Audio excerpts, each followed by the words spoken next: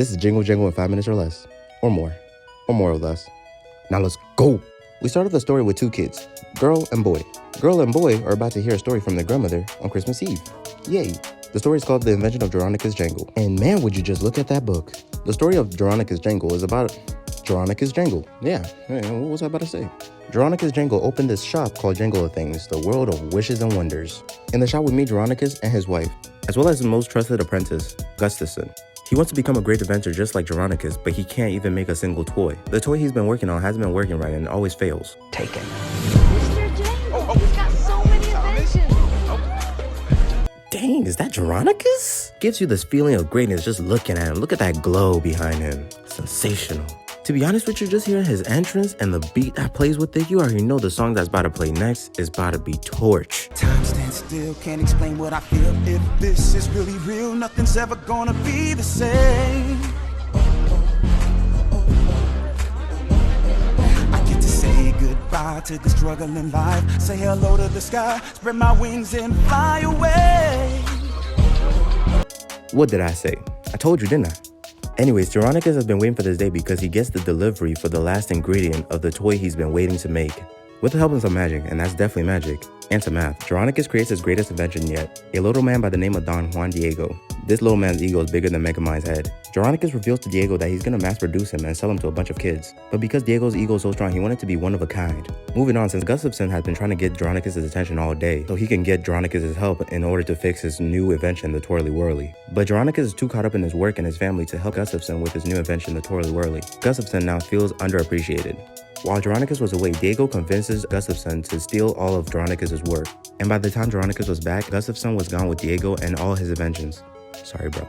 Not too long later, Jangle and Things ran out of business. And you know what? To make matters even worse, his wife dies. Sorry again, bro. His daughter also moves away. Just L's all around. And to make it even worse, Gustafson is now called Magic Man G, and he's the richest inventor of all time now. All by selling Jronika's inventions. Sorry again, bro. And now in his old age, he has this woman called Miss Johnson. And all she wants is Jronika's. But Jronika's ain't messing with it. Jronika's also has this little boy Edison running around his workshop. He wants to get rid of the kid, but he really can't because this kid is just so persistent. Adorable little guy. Since the bank is on Jronika's neck about inventing something, or closing down shop, Jronika's is forced to invent something, which leads him to an invention that his daughter thought of. To create it, he needs his daughter's help, but he hasn't talked to his daughter in years, so that's a dead move. Lucky for Jronika's, luck was on his side. His daughter gets a letter that she thinks is from him, but it's actually from her daughter, by the name of Journey. The letter convinces Jessica, which is Jronika's daughter, to let Journey visit her grandfather, Jronika's. Meanwhile, Magic Man G, aka Gustafson, has ran out of the inventions out of Jronika's journal and is forced to make his own inventions. And surprisingly, all this time he still hasn't figured out how to fix the Twirly Whirly, even though Jronika's told him. Dummy. When Journey arrives after a long journey, I'm sorry, I can't help it. She had to convince Jronika's that she's actually his granddaughter. Because of two things. First, because Jronika's cannot trust people after Gustafson. And second, because he's never seen his granddaughter before. Anyways, Journey finally convinces him with a picture of Jessica. But because Jronika's trust issues were so deep, he made Journey sign a contract. Now I know what you're thinking, he made a 10-year-old sign a contract? Yes he did. Anyways, it turns out that Journey can use magic. The same type of magic that has been lost to Jronika's for all these years. What the magic does is help them solve problems that they have, mainly math problems. While looking for the invention that her grandfather was working on, Journey runs into Edison in the attic. Together they find the invention that her grandfather was working on, the Buddy 3000.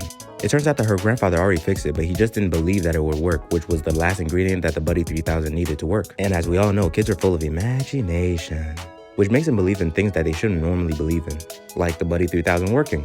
Anyways, the Buddy 3000 starts making the kids fly. Wait, what the heck? It can do that? Why would I get a toy like Juan Diego when I could get a toy like the Buddy 3000 and fly?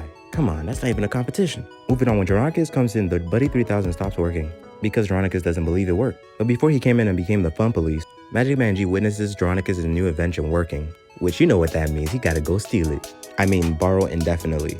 He tries to get Journey to spill the beans about what the invention is and where it is. But what he didn't know is that Journey has already gone through all her character arcs, so she said no. Since trying to trick Journey didn't work, he then goes to Edison. And of course, Edison being naive, gave in. Meanwhile, Journey and her grandfather are having the greatest time of their life, and I was just enjoying that with them, man. That was so fun.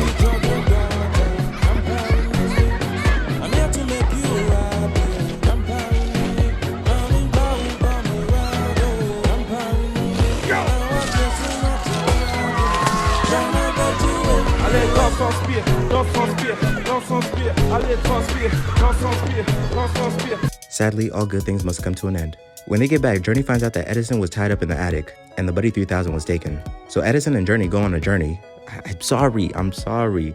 To get the toy back from Magic Man G. While displaying the Buddy 3000, it didn't work for Magic Man G because he didn't have enough belief in his system, and everybody else around him didn't believe in him either. Since he believed the Buddy 3000 didn't work, he just let the kids have it when they came in. But because he wasn't the smartest of the bunch, he didn't realize the thing was working, and that's the reason why they want it back. Gus of Stun is basically a puppet to Diego. Whatever Diego says, he does, since he himself doesn't have any self-esteem.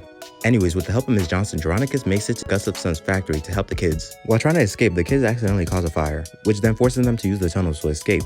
But at the same time, in the tunnel, the giant fan started going. When Veronicus gets there, he realizes that the kids are in the tunnel, and they need his help to escape because they're trapped in by the fire. Because of the life and death situation, and his newfound belief in himself, Veronicus calculates the speed needed to get through the fans. With Veronicus' calculations and the help of Buddy, the kids make it through the blades, and they all escape the factory. Since Buddy broke during the escape, Veronicus sets out to fix Buddy. That same night, his daughter came and they try to work on Buddy together after forgiving each other. By morning, they fix Buddy, but Magic Man G and Diego came in with the police to arrest Veronicus, claiming that Veronicus stole their invention, the Buddy 3000. But Journey, being the ghost she is, she proved that Magic Man G was lying. Turns out the same night that Magic Man G came to her about Buddy, she knew that he'd come and try to steal it, so she signed it in invisible ink. What a go, what a genius. The police then arrest Gus of Stun, or Magic Man G, instead. But before he's taken away, Veronicus gives him a present, which is the missing part that his Twirly Whirly needed to work. It also turns out that Veronicus was gonna give him that present the same night that Gus of Stun robbed him. So if he had just waited for like 2 minutes, he would have gotten the acknowledgement that he's been yearning for. Dummy. Anyways, everything that was stolen from Veronicus was returned to him. He got his business back and became the greatest inventor of all time. With his new factory, of course.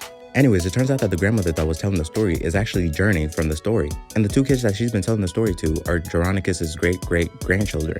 With that, you're caught up with Jingle Jangle. And because this movie says sensational so much... Sensational. Sensational. Sensational. Sensational. It's getting a 10 out of 10 rating from me. The songs were great, and the characters were great. It's great. It's sensational. Thank you so much for making it to the end of the video. If you liked the video, then leave a like and subscribe. Also, don't forget to hit that notification bell. Adios.